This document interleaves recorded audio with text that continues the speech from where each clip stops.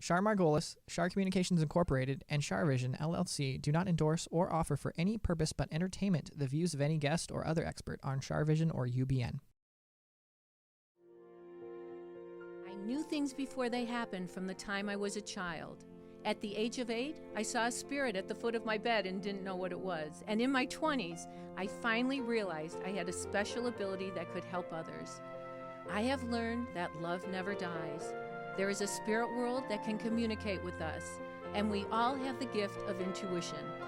Join me, and together we will explore the possibilities of the unknown from beyond and more. This is CharVision. Hola, everybody. I'm so excited because I have Paulina Sahagun, Sahagun here, and she is an expert about the Day of the Dead, and I need you to explain you're the cultural advisor for the annual traditional Mexican Day, right?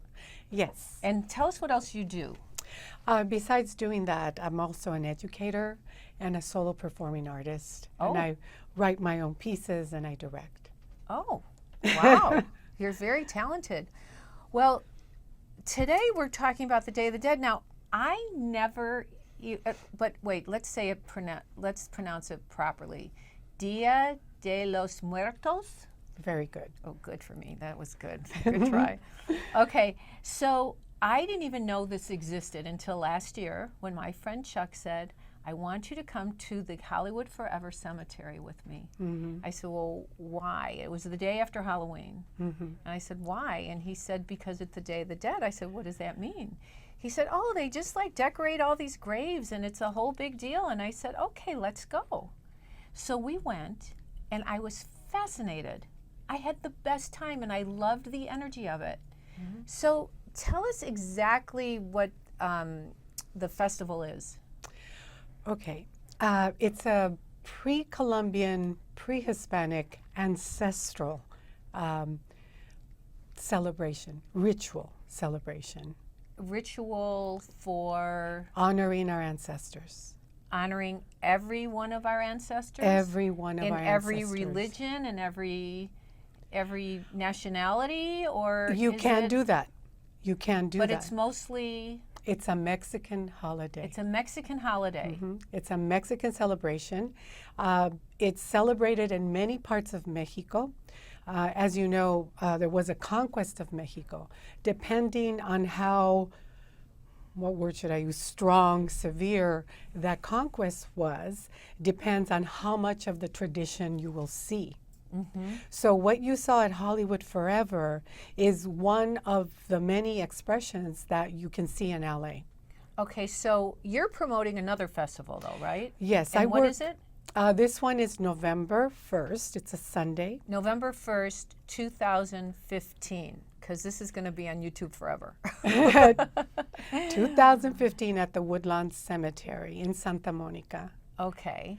That event that I work with, what we are doing is keeping the event as close as possible to its traditional celebration. And what is the traditional celebration? What are some of the basics? You have two, one of the big ones. One of them is there's a sacred part, there's a ritual. Right. Then there's the secular part. Okay, for the sacred part, what do you do? You have, first of all, you start out a few days, let's just say a few days before the preparations of creating what we call an ofrenda, which is, you know it here as an altar. And in the ofrenda, which means an offering, you put up food. You put up the food that your ancestors liked. Okay, is this Mexican food? Any food. Okay, but yes, if it's Mexican food, I'm coming. Yes. I love Mexican food. Mexican food, because it is a Mexican holiday or celebration. So you put the food that your ancestors loved. So guacamole and burritos and tortillas. Oh, mole. Do you know mole is made with chocolate? It is so good. Chocolate and seeds. It has chocolate and different kinds of seeds. Oh, it's delicious. Oh, it's very good. Do you know how to make it? No. It's actually, that is a... I would like to learn. Oh, hey. I'll get you somebody to teach you. Okay. We have, mole is a food that is used for celebrations. It's special occasions. So are tamales. I mean, now you can go in the stores and buy tamales and all that, Right. but really they're for very important celebrations. Therefore, in the Mexican tradition of Dia de los Muertos, what you put up, depending on what state you're from, the special food that your grandmother liked or your sister that passed away, anybody. And also, what you do is that for anyone, that any of our spirits that don't have an altar, an ofrenda, you will put something for them, even if it's a glass of water. And when you do the ritual of the invitation of our ancestors to come and partake of the food, because it is believed that when you put up all this food, they will come and take the essence of that food. See, I find it fascinating because I've been doing the work I do for over 40 years, and I always tell people to pray for their loved ones in the spirit world because love is the bridge that connects us to the other side, and we want to make sure they're there waiting for us when we get over there, because none of us are getting out of here alive. So true. I love the idea of acknowledging them and praying for them, and also luring them with what they love to eat. I'd be there in a heartbeat. Yes. See, that's the whole point. It's about honoring the cycle of life. If you are born, you're going to die. It's that simple. It's true. And if you were born and you lived, you have a legacy. You have memories. Right. You have family. Yes. So what this ritual does is that allows us to be able to say, this is great grandma's photo, and she used to love café con leche and mole. So then I can tell my son, look, here is abuelita's offering. And she did this and she did that and she loved you so much. So it's a way to transmit our history and our culture. It's a beautiful holiday. So once you do that, once you do the offering, once you do the praying, the crying, the laughing, wherever you are in that cycle of, when someone dies, you go through a whole cycle of grieving and so forth that we need. Right. We need. And this is the sacred part. Mm-hmm. Once you do that and you have, the offerings, and there might be laughter and there might be tears, depending who's grieving who or whatever is going on at that moment with your family. Then once you've done that, what you do is the food that was laid out for them, because it's believed that they come and they take the essence of the food. Do you believe a spirit can really taste the food? They take or the essence. They don't taste. They're not going to really go. taste because they don't have a body. No. But the essence. But is it still as satisfying? Because when I get over there, I love to eat so much. I just want to know that it's just as satisfying. Is it? When you get over there, you should tell us. Okay. All right.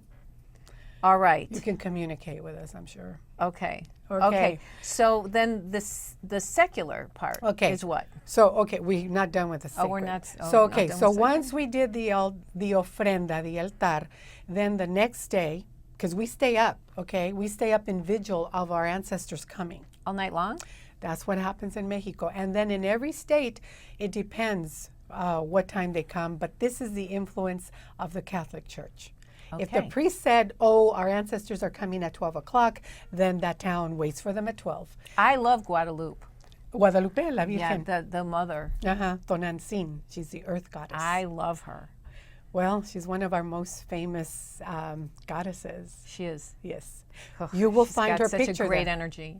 And you will find her picture there because she's the Emperatriz de los Mexicanos. She's like the Empress of the Americas. That's one of her titles. Oh, Mhm. there you go. So once you've done the food and the ancestors have come, now what we will do is take that food, go to where our ancestors are buried. We will set it up on their grave. We bring the flowers from the altar, the candles. It's not an altar that we're doing there. We No? already did the altar. Okay, so the what is altar. this? The altar is the official, let's just put it this way, the official invitation Right. for our ancestors to come. And we do the ritual to say, please, look what we have for you. Oh. So please come, all right? So it's believed that they come, they partake of the essence of the food, then we take that food, go back to the cemetery where they're at, we sit down and we eat that food. Now we're communing. So they're getting the essence, and we get to eat. When is this thing? I'm coming. Okay. I want So we do that, all right? We do that. We eat the food there. You know, again, you talk about whoever you're honoring. And then after we're done with all that, then the living get to party. We call it the spiritual party because they're still there. But now we're celebrating that we're alive. with them. Mm-hmm. And so it's communing with the living and the deceased, and we feel like we're closer to our loved ones in the spirit world. And we bring their memory embrace alive. that. I embrace that. Okay, and it's so important, for example, in our society today, that when somebody dies, for a lot of people, they're dead. Don't talk about them. Yeah, it's awful. It's awful. Therefore, you know, I'm not going to talk to my son about grandma because she's dead. I would be out of business if everybody was like that. Yes, so it's a beautiful ceremony. It's a beautiful tradition, and when you look at other cultures, you will find that there's similarities in these types of celebrations. Right. Because again, we are all involved in the cycle of life, whether you accept it or not. Okay, Mm-hmm. you are born and you will die. If we just go like this, you can feel what we call your calavera, your skeleton. Oh. So we are life and death right here. You know, Calavera, right in you. In the Jewish religion, we have Yortzeit candles. So every year on the death of our loved one, in the Jewish calendar, we light a Yortzeit candle in their memory to pray for them. Mm-hmm. And I love that you guys have a much better party than we do. Well, you know, I'm sure that everyone, whichever religion that you have, you will find something in there to help you.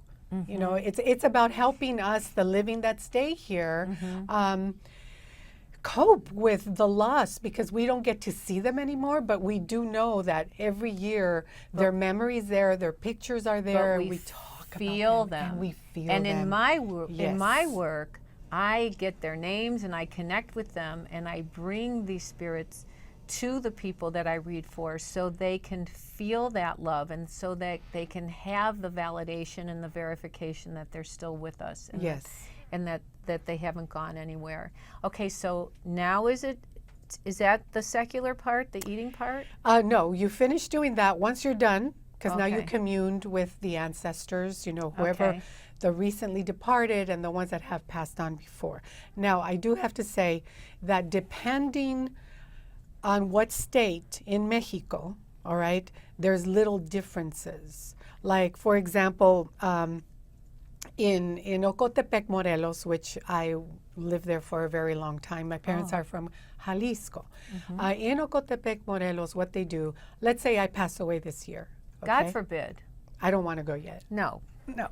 But let's just say I did. What We're you not would going have to do is make me an altar just for me. Oh, okay. So I will get my own altar, all right? And you'll put another altar for the ones that have passed on, you know, a couple of years ago or Right. so. So you get your own altar when this is in Ocotepec. In other places, like in Oaxaca, in certain places, they will not put up an altar for the one that just left. They won't even put anything on the altar for that one. Why? Because it is believed, this is their own in Oaxaca, that the person that just left is just getting used to being in the spirit world. They're busy. Oh, yeah. They're busy. Acclimating to the other side. Exactly. So they're not Because going to there are come back. hospitals on the other side. There are, and there's teachers and Parties. there's learning. Yeah, and parties. There's they need to acclimate their Yes. energy Yes. to Okay. understand that they really, because I find that people who don't believe in a spirit world, they get really shocked when they get over there and they see that life is eternal. Right. I mean, we live in a society that has extrapolated a lot of this kind of belief that's really important for us as human beings. I mean, let's look backwards and you will see the offerings in the graves. You will see, you know, special drawings in honor of. So how can we say, oh, that's not important? Yeah. How can we say that? You can't. And I mean, how do you tell a child that, you know, your grandma died and then they're like gone? And how do you explain to them? What are you going to say? Well, they're gone, honey. Don't talk about them. But you know what we told well, when I spoke at my mom's funeral, I told my little nieces and nephews who are now 20 and 22, or almost 22, that they have a guardian angel, and it's their grandma. It's their great grandma, and that they'll never be alone because their guardian angel will always watch over them. Right. I'll never forget, they were sitting at the funeral, at the memorial, and they were sitting with their little legs crossed and looking up with their little faces. Well, talking about angels, the 1st of November is designated for children that have died. Los angelitos, the little 1st of angels. November. Yes. Why the 1st of November? Because they've separated it, okay? They have one for just the children that have died.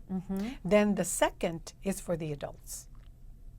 Oh, so children get their own day. Children get their own day. Yes, they do. Wow. It's so hard when people lose their children. I can't even imagine what these people go through. Do they also allow animals?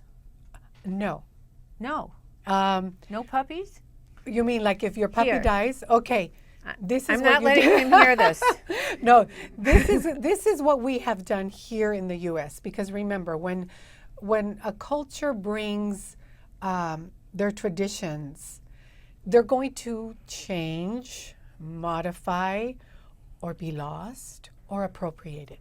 All right? All those things can happen. So what we have done, when I have done Dia de Muertos in different places, we understand, and I understand, that pets, they're part of our family. All right? Now, what we did is that we do the altars, the ofrendas for the people that have gone, and then not on top where the food for the human spirits are, we put them down and we put a special place for them. Oh, good. And we put their food, we put And things water. and pictures and Good. Yes. And their toys? Yes, we do. Okay, because good. people had that same, like, well, my dog died and I Yeah. love my dog. It was my Well, some people don't you know, have kids. They exactly. have their babies. So we said, you know what? We believe also in the cosmogony of the Mayas, the Aztecas, and so forth, that when you die, all right, now we're going to get a little bit more deeper into the levels. All right. That's good. In the tradition, what you have is you have Tlaltipac, which is here. This is Earth. This is where we're now. Got it. Then you have 13 levels going down and 13 levels going up. Ooh. So when you go to the spirit world, you're going to go through this trip, okay? 13, 9, all right? Oh, wait, You're so you traveling. go down first? Yes, you do. You have to, well, before I talk about that, what happens is you're going to have one of your pets, a dog actually, that's going to guide you and help you through this trip that you're going through. Oh. All right? So animals are very important. Oh, good. It's not that, you know, we don't want to honor them, but if we're talking about this, I have to mention that there is a respect. First of all Native peoples, if you look around the world and all the cultures, there's a deep respect for Mother Earth. All right? Everything that walks the earth is here for a purpose. So everything that's on this earth alive, from trees to the two-legged, the four-legged, to the trees and so forth, have a purpose. So there is an honoring of this. This is why we also have in the altar the honoring of the 4 different elements, which is water, fire, the wind, and the earth. That's what you represent on the ofrenda. So everything's symbolic. It's like an astrology. Yes. You see, everything's connected, as you already said before, and every culture has their spiritual ways that maybe they've been lost. Maybe a lot of times we're taught that, oh, those things are from grandma's old country. Don't think about it. Okay, so somebody passes and they go lower first. And let me explain that. Explain that business, because let me explain. First of all, I don't want to go too low. No. We are not talking about the Christian point of view. Okay. All right? For my relatives, we never saw devil and God, or devil and angel. It's that, or good and bad. Everything's relative. We all have our own problems, and we work them out. I always say there's different neighborhoods over there. Right. So, So okay, what so it tell is us. really, okay, this is what the concept is. We're all here on earth. This is where we suffer. We suffer because we have to go through a lot of the humanity type of situations, right? Right. Betrayals and, you know. Well, life is a school, and we're here to learn lessons. That's what I always That's say. exactly it. Okay, That's why go we're on. here. So we So we're become on the same page. warriors in Okay. this plane. We become evolved as much as we can. So when we go through that journey into the different levels, okay, we are strong and we know how to deal with it. All right.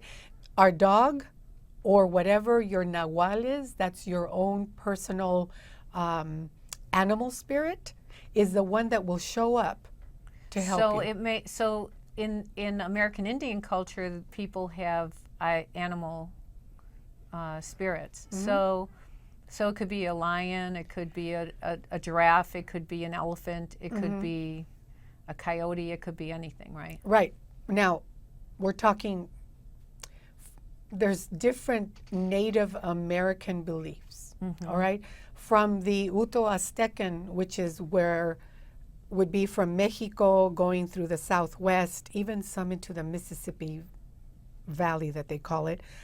That's one family. And I don't want to get too much into this because there's so much of okay, it's that's too much. okay. All right, We'll yes. keep it simple. Yes, in general, Native America believes in animal spirits. Okay, Right. that's something we can say. I believe All right? that. Yes. In terms of Dia de Muertos and the journey to Mictlan, which is the place of the dead, okay? We will have an animal that will come and help us cross a river. Okay. All right. So there is that same concept of having an animal spirit come and help you. Therefore, we have, like I was saying, we respect the earth and every living thing. Because everything has life. Yes. Every tree, every rock, every flower, every wood, everything has life. Everything. Yep, I agree. So it's this ritual, which is the honoring of the cycle of life, gives us a space to be able to be introspective. Where am I in that cycle of life? Who's before me? Who's behind me? What have I done? What do I need to do?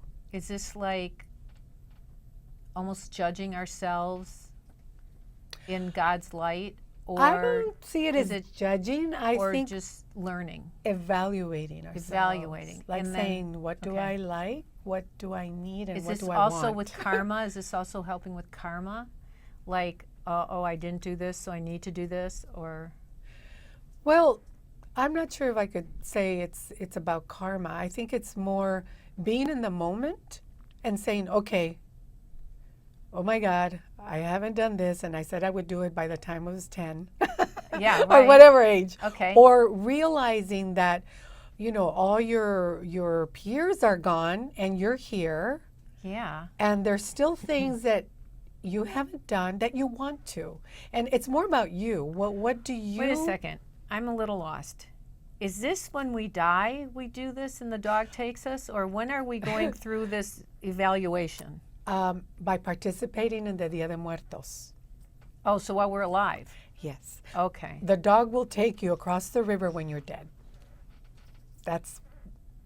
And what about people who have a near-death experience where they say, oh, not time yet, and then they come back and talk about it? Oh, I don't know about They come that. to life. I've never had one, so I really can't talk about that one. Okay. But basically, again, Dia de Muertos is about the cycle of life, Okay. acknowledging where you are, what you've done, how do you honor your relatives, how do you honor yourself in your life, Okay, so it's some soul searching. and honoring evalu- ancestors, and honoring, okay. passing on your culture, being aware that you are the other me. So you it know? takes we take a moment in our lives to reevaluate so that we can to accomplish things, so we become more peaceful and we accomplish more of what we're supposed to do or we want to do or we need to do. You can say that. Because by having the ofrendas, the altares, passing on the history of your ancestors, be it great-grandparents, a sister, a brother that's passed away, you are seeing what's gone on in your life. Right. All right? So it makes you think about those things and you remember them. All right? You remember them. You pass it on to So your the children. memories are very important. Very important. Memory, historical memory. Memory. Both of Memory. it. Because if you say, this is your great-grandmother, and she was one of the Adelitas during the Mexican Revolution, and she did this, this, and that, your kid's going to go, really? Yeah. Or look, this is Grandpa, and he made the best chocolate mexicano on the planet. He's going to want to make it, just like Grandpa. You see, so you... And if it weren't for them, we wouldn't be here. Exactly. So we're a part of them. We're an extension Yes. of them. And when we die, we want to be on that altar because that means we're being remembered. Somebody will say, look, this is Paulina. She had long hair and she Yeah. really liked tacos de pollo. What You is know? that? Tacos? Oh, chicken tacos and chocolate cake. Oh, I like that too. Better be some chocolate cake. Better be chocolate cake, right? Right. So when I went to the Day of the Dead at the Forever Cemetery, and tell us again where your thing is, because I don't want to forget. that. Okay, it's at the Woodlawn Cemetery. Woodlawn Cemetery, in Santa Monica. Santa Monica, California. Yes, on November 1st, which is Sunday. November 1st, 2015. It's Sunday. Come and visit and come and see. And there's got to be good food there, right? Amazing food. Okay, now, food.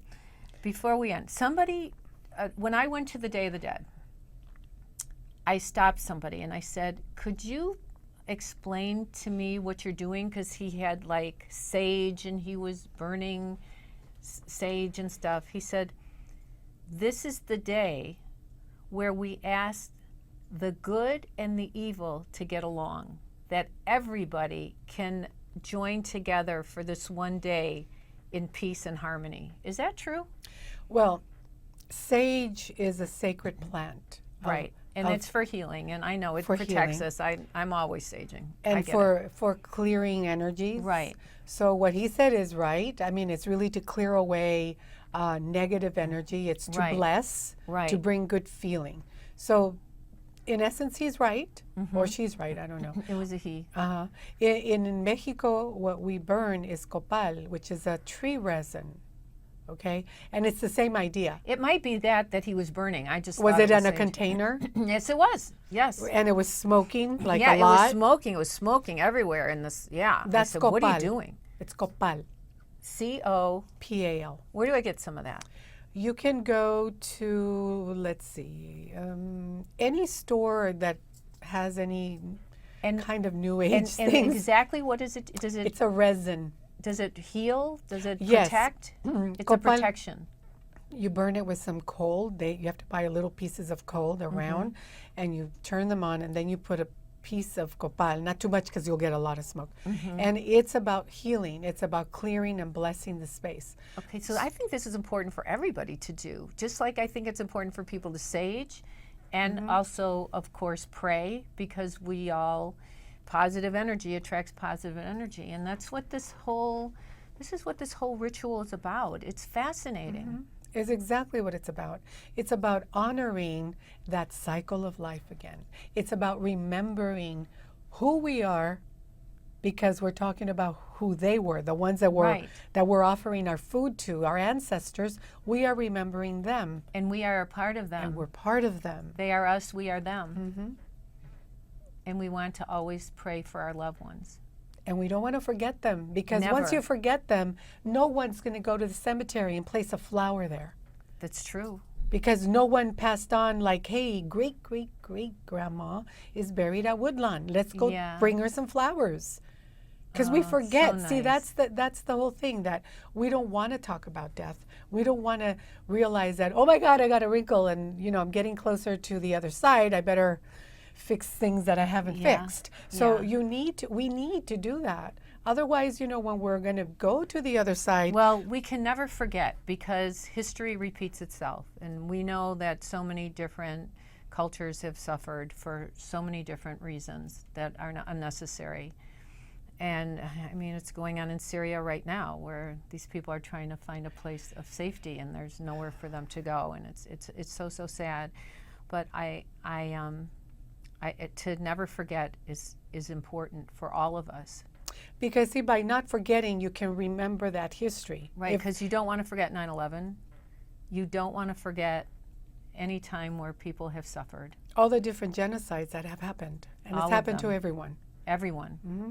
So those things, that's why it's so important that we have these kinds of rituals. And like I said, this is the Mexican traditional way of celebrating, and everyone has one. You just have to ask great grandma or your mom, and if no one has an answer, keep digging and you will find it. Well, you're amazing, and you've taught me so much. You've taught all of us so much. I appreciate you being here. Your energy is so special, and the warmth and love that you share about the memories is so important for all of us to take home with us. Thank you so much for being You're here. totally welcome. Can I hug you? Oh, of course. Okay. Thank you. Thank you so much. Sure. Okay, don't go away. We'll be right back. If you like what you've seen on CharVision, then go to char.net and book a personal reading with me, or join a group reading, or join one of my workshops where I teach you to be psychic and intuitive. Welcome back, everybody. I am so excited to introduce you to a dear friend of mine. Her name is Nicole Ingersoll, and I have actually been to her office, and she's an amazing practitioner, and she learned about alternative medicine by healing her own son of Asperger's. This is an amazing story. So, Nicole, hey. Hi, Char. How are you? I'm good. It's so good to see you, honey. Thank you. You too, and congratulations on your new adventures. Thank you. Tell us. I want everybody to know as much as I know, because we don't have that much time. And I know you drove 15 miles or something to find cell service, because you're in northern Michigan, right? Well, yeah, I'm in Michigan. You're in Michigan, right? We're Michigan. I'm from Michigan, so I get that. So, okay, so tell us the story. First of all, tell us the name of your practice. The name of my clinic is NRI Clinic for Complementary Medicine, and I am a board-certified family nurse practitioner. Right, and what are some of the things you do there? You know, what I tell people is family practice with a twist. So I see people who are 100 for anti-aging reasons. I see, children whose parents would like to not have their children vaccinated and or have nutrition consultations. I have a lot of children who are referred by pediatricians, psychiatrists, and neurologists that are on the autism spectrum. Right. ADHD, I do a lot of bioidentical hormone replacement, kind of a combo between Dr. Oz's TV program and Suzanne Summers on that realm. And tell us about your son, and tell us what happened. Well, my son is currently 12, and I like to say a very healthy, normal, functioning 12-year-old, which really is a blessing from God. But my son, at about 4 months old, actually, concerned me. First-time mom, but also a nurse practitioner. My son had some issues with what I now know to be some interesting body movements, tics. He never had a problem necessarily speaking. In fact, he did that early on. But just making eye contact and actually, interacting with other children and other family members is something he didn't do. So, at what age did you realize this? Well, I really started realizing it growth and development-wise, again, because I'm a nurse practitioner, more at about 4 to 6 months, but definitely by 9 months, I felt like there were some developmental delays, and really pursued getting some consultations for him locally, and eventually went to a neurologist at 9 months old, because my son actually spoke very well for 9 months old and much ahead of his age. The neurologist and several people in town just said, oh, he's fine. But I knew there was something wrong. It was like he didn't really socialize.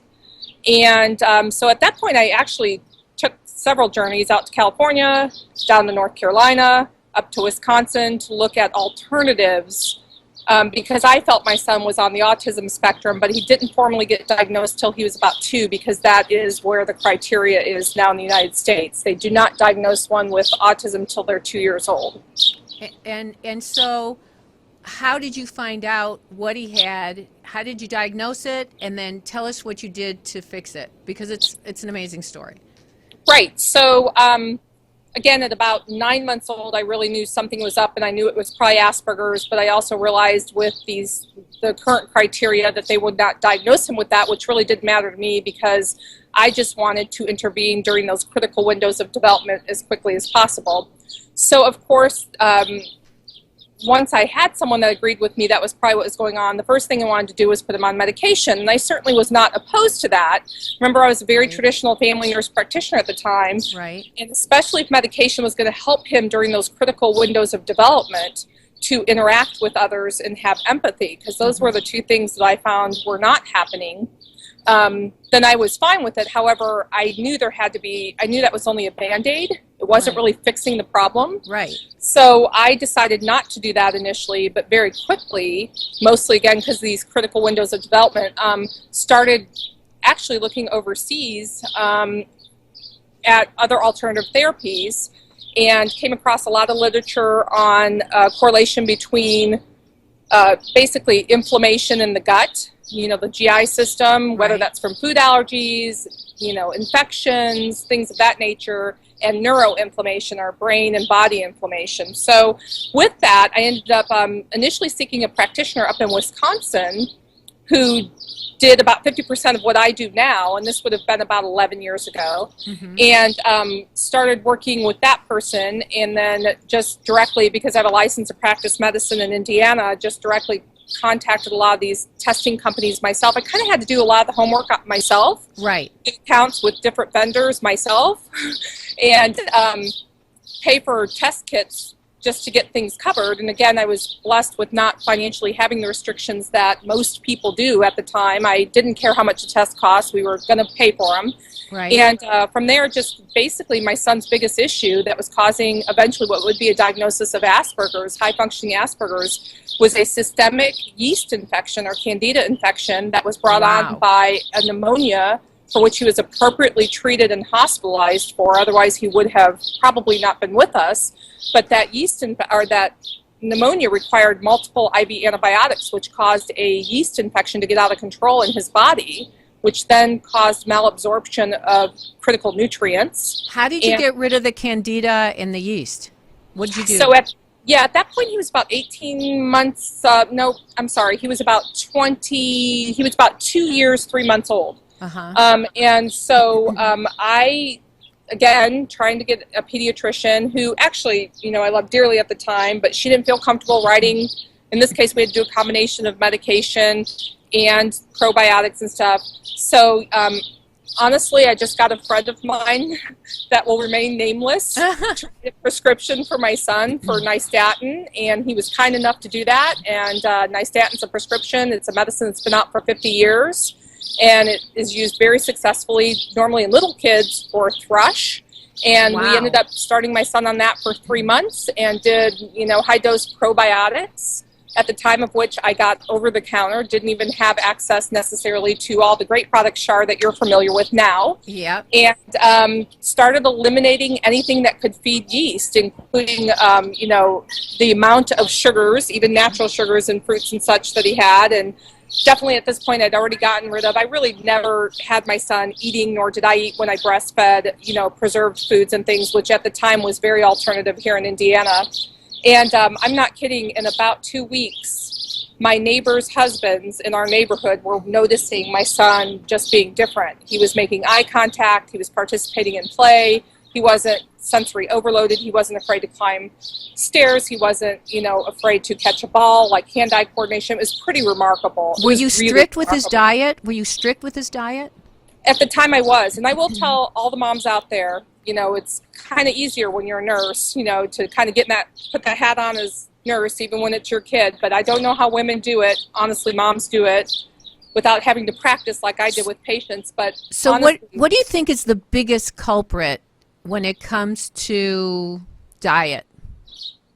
I think chemicals. I think genetically modified foods, the chemicals that are in food, food dyes, all the additives, the way that we hyper process foods now too. What about sugar? Sugar is the second largest culprit, absolutely. And in particular, I wouldn't even say sugar, Char, I would say corn syrup. High fructose corn syrup. Yep. Wow. But sugar definitely, it causes, it's a free radical. You put too much sugar in your body. I mean, we know, we may not admit in the United States, but I can tell you right now, get online and look at some journals in Europe, and they'll tell you one of the leading causes of all forms of dementia, including Alzheimer's, is hyperglycemia, uncontrolled high blood sugar. Okay, so hyperglycemia. Right. What's the difference between hypoglycemia and hyper? Well, hypo is low blood sugar, and certainly with low blood sugar, one can certainly pass out, fall, and hit their head and have problems that way. And eventually your pancreas, either way, the organ that regulates blood sugar through insulin, if you remain hypoglycemic for a long time and or hyperglycemic for a long time, either way, your pancreas can give out. And I've had hypoglycemics, chronic hypoglycemics, end up needing insulin. So. Wow. Both are not good conditions. So, like diabetes 2? Is that what it is? Or? Yes, diabetes 2, yes. Wow. And, right. And so for moms out there who have kids who seem to have Asperger's or something, whatever they're being told that the child's diagnosed with, what do you suggest for them to do? Well, I suggest that they try to find an integrative medicine provider in their area. And one of the best ways to do that is not necessarily a website. I know this sounds terrible, but I will be the first to admit that getting recertified or newly certified in certain aspects of this medicine, because when I started practicing it 11 years ago in Indiana, it was cowboy medicine. Right. So now I'm so busy, and it's what I love to do, that I'm not going to lie to you. My newer providers that aren't as busy will certainly go and get certified in various things. And I just make the excuse I never have time. Now, that doesn't mean I don't keep up with current modalities. But my point is, just because someone's board certified in it doesn't necessarily mean they know much more than a textbook, which is better than nothing. But I would call a local apothecary and ask for the pharmacist that owns the compounding pharmacy and ask them who they recommend, because they know. That is a really good idea. Right. And if people want to get a hold of you, how can they do that? You can certainly go to my website. And what is that? NRI Clinic, the number 4 health.com. And on that website is all of our information, including contacting the clinic, which I promise you that if you email me and say you heard me on the interview, my mother, who sits at the front desk, I was just going to ask if your mom. I was just going to ask if your mom's still at. She looks like your sister. I know I hope and pray I have her genetics. She's lovely, your mother. But she will forward that email to me. Now, it may take me a few days to get with you, but I promise I will, Char. Okay, it's N as in Nancy. RI Clinic. R as in Robert. I as in Ida. Clinic. Clinic. 4, the number 4. The number 4. Health.com. Say that last part again. .com. No, health? Health. Yep. Health.com. HEALTH.com. Okay, and I think I'm going to be seeing you soon. I know. I'm really excited. I can't wait because we have to go. We have to go to our favorite restaurant, which we won't name, right? We better not. Between the two of us, everybody walks by and looks at us and says, "Do I know you? Do I know you?" It's kind of cute, isn't it, Char? Have a wonderful, wonderful holiday. Thank you so much for taking this time to be with us, and I hope you'll come on again and visit. Always. Thank you, and I can't wait to see you at the end of the month. Yeah, me too. Big hugs. All right. Bye-bye. Bye-bye. Don't go away. I'm going to be doing a psychic reading that you really don't want to miss. We ask the universal consciousness that holds the highest spiritual power of knowledge, wisdom, and truth to guide and protect us. as we communicate with our guides and angels in the spirit world and tap into the wisdom of the universe, we respect this opportunity and take full responsibility to use this not for ego or controlling others, but with the pure intention of spreading love and healing life on this earth and beyond. I'm hearing a name that's an R, like a Rose or Ruth or Rachel or Rebecca. There's an R. There is an R. Is it the name I said, or is it No. another R? Is it a male? There's 3 R's in my mind, but Okay, but there's not one of the names I said, though. the top of my list is an R. Okay, is that a female, the one, No. or a male? Is it spelled R-O, Yes. like Robert, or Ronald, or Roy, or Roy. Roy? Is that family to you? Yes. Is that your dad? No. Who is that? Brother. Your brother. Okay, Roy's here. But is your dad deceased too? Yes. Okay, but he's not an R, is he? Yes, he is. Is he spelled R-A or R-O? Oh. Is he like, he's not Ronald as well, or Roger, or R-O, but it's not Robert. It is. Okay, so Robert and Roy are here. So that's your dad and your brother. Mm-hmm. Yeah, I knew it was an R name. I'm just sometimes off with the name, but not the sounds. Did you not get to say goodbye? I did not get to say goodbye. Yeah, and that bothers you. Yes. They don't want it to bother you. He doesn't want it to bother you. He wants you to know that he knows how much you cared and that you weren't able to physically be in that presence for whatever reasons, and that it's okay. Does that make sense to you? Yes and no, but Okay. yes. Was there an issue with one of them? Yes. Did you not get along? Yes. Yeah. We did not. They're saying it's their fault too. They're saying they're apologizing to you. I don't know if no one would even let you be there. But they're apologizing to you. So you must have had some big misunderstandings. And I feel like they've gotten help on the other side to understand that they were wrong. But I feel you tried. Is that true? Yes. Like you really tried. But you're different than they are. Yes. You're like this sweet, kind, good-hearted soul, and they were not like that. He was different. Yes. But he's getting help on the other side, and he's realizing that that negativity and the way he was is not going to get him into a good neighborhood in heaven. So they're apologizing. So you can accept it or not. But he knows you were unable to get there, or that you weren't allowed to get there, or something. There was an issue. So Accepted. hopefully that'll help you move on with all this. They're telling me about them. There's like an M or an A person. There is an A person. Is that a female? Yes. A-N? Yes. Anna or Ann? Anna. Is that your mom? Yes. She always went under Frances, but But she's deceased, right? her first name was really Anna. She's here. I feel she's embracing you. You must have had a better connection to her than your dad, huh? Absolutely. Yeah, because I feel like you took care of your mom. I did. And she's grateful that you took care of her. She was living. Mm-hmm. She's...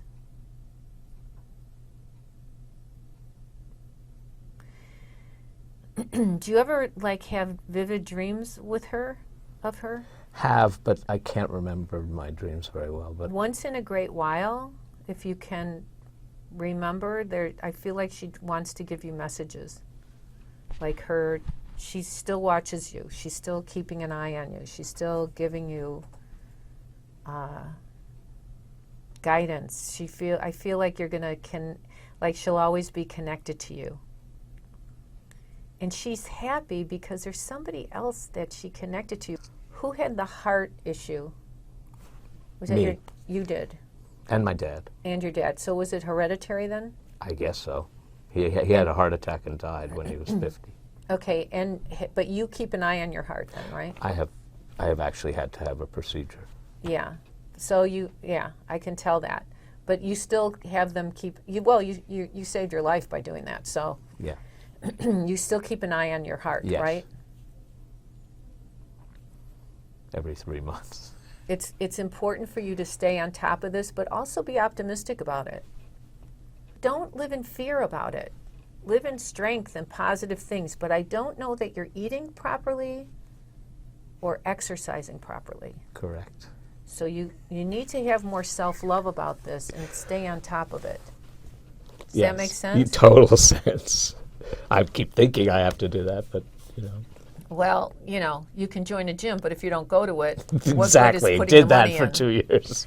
So even if you wake up every morning and, even for a half hour after dinner, just walk. Just go for a 20-minute walk, half-hour walk. You need to do this to keep the circulation going, to keep things right for you. Precisely what my cardiologist says. Well, listen to your cardiologist, because I only talk to dead people.